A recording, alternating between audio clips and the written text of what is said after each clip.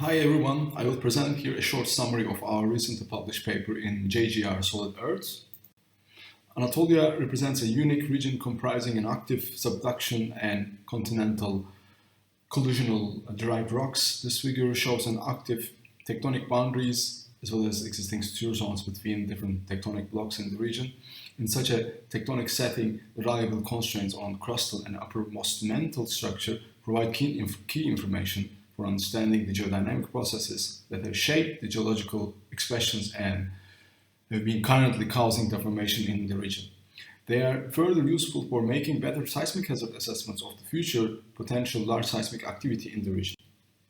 We performed a novel method of Bayesian inversion of autocorrelated teleseismic P-wave Coda data, which enabled to retrieve the crustal and uppermost mantle structures beneath Anatolia and Southeast Europe.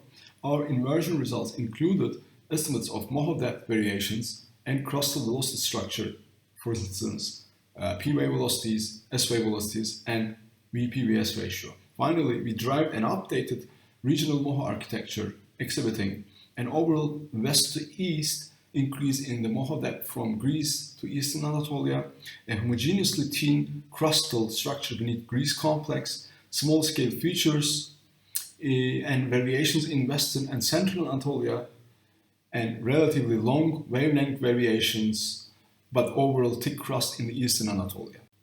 The observed lateral velocity variations illuminate the presence of sedimentary basins, crustal blocks, and different crustal modifications and deformation, as well as the isostatic state of the crust. The crust in Anatolia shows structural complexity throughout the entire crustal column. We observe a general relationship between crustal complexity and existing fault and suture zones, favoring the dominant role of crustal structural inheritance on the deformation processes in Anatolia.